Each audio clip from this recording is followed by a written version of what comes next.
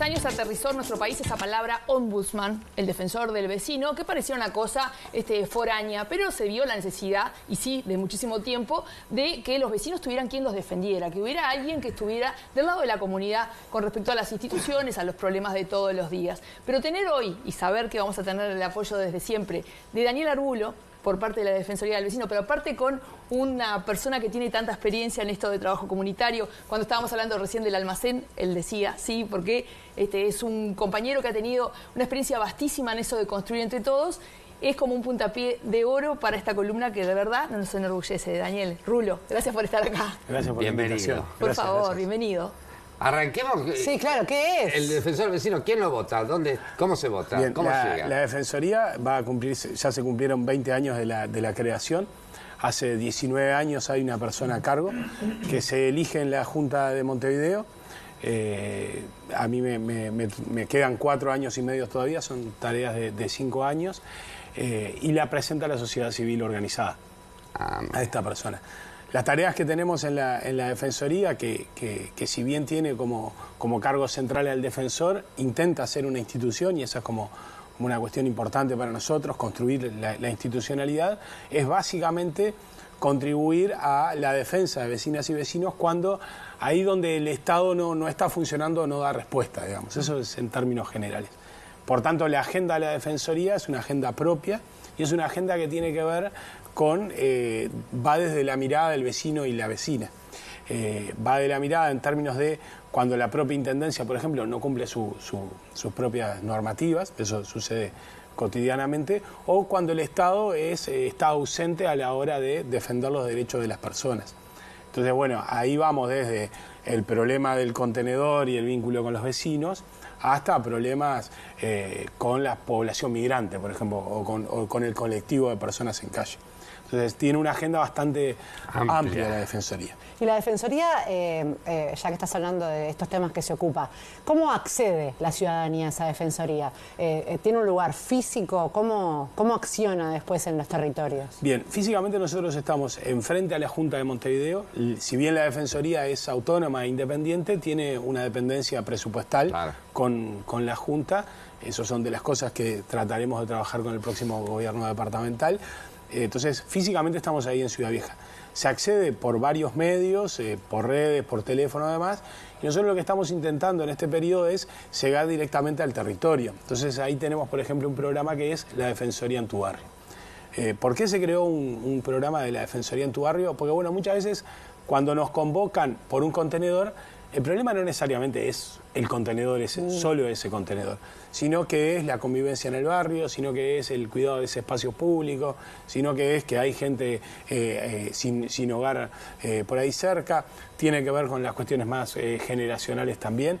Y entonces, claro, cuando nos convocan porque sienten que hay un espacio público venido a menos, en realidad tiene, ante la tercera pregunta, que es, bueno, ¿y cuántos vecinos están en esto?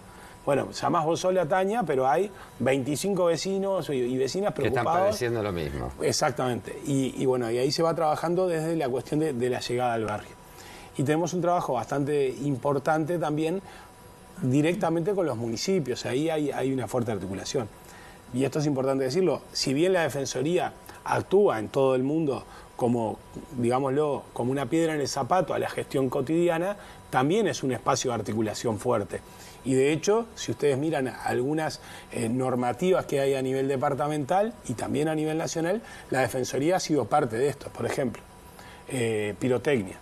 Hace un tiempo la pirotecnia no estaba en la agenda. Empieza a estar en la agenda cuando a la Defensoría empiezan a llegar temáticas de vecinos y vecinas preocupadas por las consecuencias que la pirotecnia de estruendo tiene en personas con hipersensibilidad acústica, en los animales y demás. Bueno, ahí se va construyendo una coordinadora que impulsa una normativa en Montevideo, un decreto, que de hecho este año ya es el segundo año que funciona ese decreto, y luego ese decreto y esa experiencia va a nivel nacional.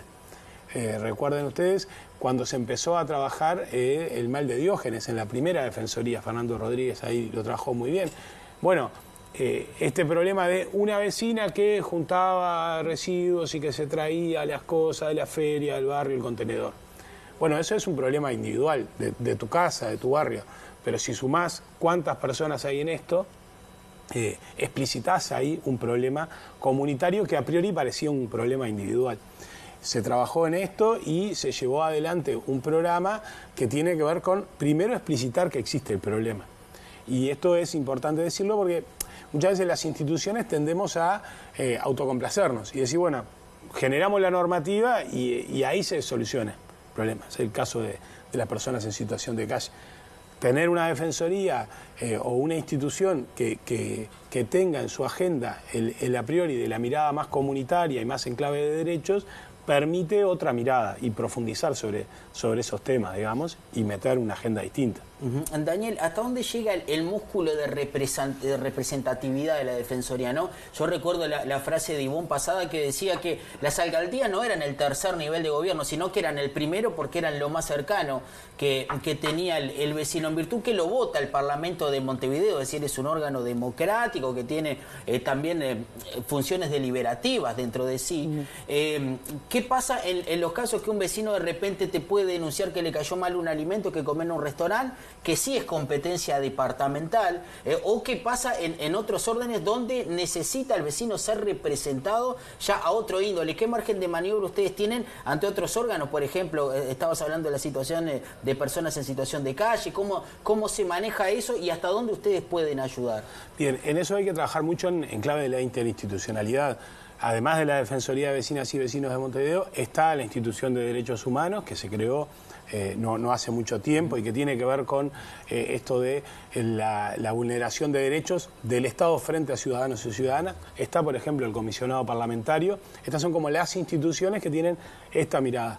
En clave de representatividad, yo no la miraría desde la mirada más política institucional, digamos, sino que la miraría en clave de la construcción de una agenda que a priori no es simpática, digamos. Porque, bueno, fíjense ustedes el tema de situación de calle, que es un tema de largo plazo en Uruguay. La idea que hemos tenido siempre en Uruguay es que estos problemas los solucionamos con una normativa. Antes estaba la ley de vagancia. Entonces decía, bueno, si alguien vive en la calle y no trabaja, un juez lo puede retirar del departamento. Esto fue en el 40 y pico. La segunda ley que se creó similar era la ley de falta. Entonces decía, bueno, tenemos gente ocupando el espacio público, solucionémoslo con una norma, ¿no? Como si esa norma al otro día generara un aspecto mágico, resolvamos también ser todos felices, digamos, ¿no? Al otro día parecía que no iba a haber problema en el espacio público. Y efectivamente siguieron habiendo problemas porque el problema no tenía que ver con la normativa. Y luego está ahora la ley de internación compulsiva. Yo acabo de nombrar 3 leyes en distintos momentos de distintos partidos que en términos de legitimidad política están bien aprobadas, digamos, hay una norma. Ahora, efectivamente, la norma esa ¿cumple con la necesidad en clave de derechos? Y no, claramente no. Estas instituciones, la Defensoría y otras instituciones similares, tienen esa tarea, es decir, de llamar la atención, de decir, bueno, nosotros tenemos un problema de situación de calle que tiene que ver con el territorio, con el municipio, con lo departamental y tiene que ver con lo nacional, que tiene que ver con el MIDES, que tiene que ver con salud pública y también tiene que ver con la Intendencia. Y en esto, por ejemplo, después lo contaremos, nosotros estamos impulsando seminarios y espacios de diálogo para pensar los derechos en territorio, porque los derechos no son cuestiones que quedan exclusivamente en el papel, no son solo leyes, tienen que ver con la vida cotidiana. Cuando alguien dice, yo veo a alguien que no puede subir a un ómnibus, no tiene que ver solo con el servicio de esa empresa o de la Intendencia, tiene que ver con el derecho de la persona a movilizarse. Y nosotros tenemos barrios de Montevideo en donde las personas apenas pueden movilizarse en su cuadra La Redonda o en su manzana, por un problema de accesibilidad y también por un problema de seguridad. Entonces, cuando vos decís, el problema es que en tal cuadra hay 2 personas durmiendo, hay un problema de espacios públicos, claramente, hay un problema de seguridad, hay un problema de habitación, la gente no tiene dónde vivir, hay un problema de salud y tiene que ver con un problema de convivencia. Entonces ahí hay una mirada en clave de derechos. Ayer pasó que el ministro designado de Turismo, una situación que va al edificio de turismo y no era accesible, ¿no?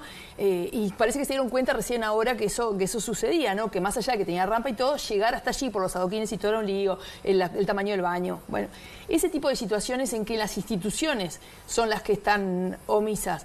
porque hay un trabajo comunitario hacia el territorio, pero también hay un trabajo hacia el arriba. Me suma JP, ¿qué fortaleza tiene hoy la Defensoría, que no es la misma que la de hace 20 años? Y esto de la reestructura, y hablaste de presupuesto, los dineros, ¿en qué caminos está para potenciar este papel que es tan necesario?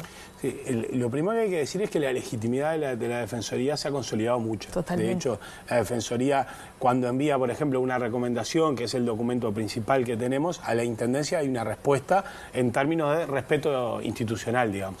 La última recomendación tenía que ver con los partidos políticos que no retiraron sus carteles en los 30 días que les corresponde la normativa. Y hubo una respuesta de la Intendencia. Entonces, en clave de legitimidad se ha avanzado mucho en eso. Lo segundo es en clave interinstitucional, interinstitucionalidad, esa palabra complicada. Sí. La Defensoría trabaja con todas las facultades, sobre todo de la Universidad de la República, trabaja con el resto de las instituciones del área de defensa de los derechos humanos, coordina a nivel internacional con varias instituciones, con varias federaciones y organizaciones internacionales de ombudsman, sobre todo de la mirada local. Entonces eso te permite generar espaldas interinstitucionales. A nivel presupuestal, lo que hay que decir es que la Defensoría lo que ha incrementado es mucho su ejecución presupuestal, pero en estricto rigor por un acuerdo propio con la Junta de Montevideo, pero no existe un presupuesto previo ya preestablecido de la Defensoría. El presupuesto es lo que se aprobó hace varios años, en el 2006, para que empezara a funcionar, y después varias cuestiones de apoyo que da la Junta de Montevideo. Entonces la Junta de Montevideo habilita una oficina, 2 oficinas que tenemos enfrente a su edificio, el transporte, la posibilidad de tener infraestructura, la contratación de pasantes de la universidad y de UTU, pero no hay un presupuesto como uno pensaría que hay en otras instituciones. Por ejemplo, yo si accedo a la web de TV Ciudad, de la Intendencia, voy a saber cuál es el presupuesto de TV Ciudad. En el caso de la Defensoría hay un presupuesto que es el del 2006, que básicamente tiene que ver con gestión humana, y después apoyos adicionales que se han venido sumando. Lo importante de esto me parece que es trabajar en clave de la interinstitucionalidad y asumirlo del principio que decía, hay una legitimidad y un asumir la importancia de la Defensoría bastante importante en toda la estructura departamental y municipal. Nosotros, por ejemplo, por decreto y también por práctica, tenemos la posibilidad de acceder a cualquier información de cualquier oficina del gobierno departamental y municipal. Y eso es permanente, no hay una necesidad de presionar ni mucho menos. Pedimos, cuando nos llega algún expediente vinculado, por ejemplo, con el tema obras, ¿no? Obras de edificios y demás, nosotros podemos acceder a solicitar la información de eso o de inspecciones que haya hecho la propia Intendencia. Solo tenemos 2 inhibiciones que me parece importante explicitarlas. La primera, cuando tiene que ver con el vínculo funcionarial de trabajadores y trabajadoras de la Intendencia y del municipio. Y segundo, cuando algún tema se ha llegado a nivel judicial. Y esto tiene que ver, por ejemplo, con el tema convivencia. Entre vecinos. Entre vecinos o entre vecinos y una empresa y demás, cuando llega a nivel judicial la Defensoría está inhibida de participar. Lo que sí tenemos un programa que es bastante interesante y que de hecho en las próximas semanas lo vamos a poder contar más en profundidad, es un programa de mediación comunitaria, que es esto de decir, bueno, nosotros no podemos solucionar todos nuestros problemas en el barrio pidiéndole al Estado en clave punitiva que los solucione. Entonces ya te vamos a dejar así. Ya. ¿Cómo se llevan con los vecinos? Ya queda marcada la agenda para el martes que viene, para arrancar por ahí, porque está recontra interesante, sobre todo para aprender, porque no sé si todo el mundo tiene claro que esto existe y que cómo funciona. Así que increíble tu aporte. Y sobre todo nos vas a comentar qué fue lo que contó la Intendencia respecto a la publicidad política. Gracias, Daniel. Nos vemos en la semana que viene. Te esperamos. ¿Yo saben a dónde me voy?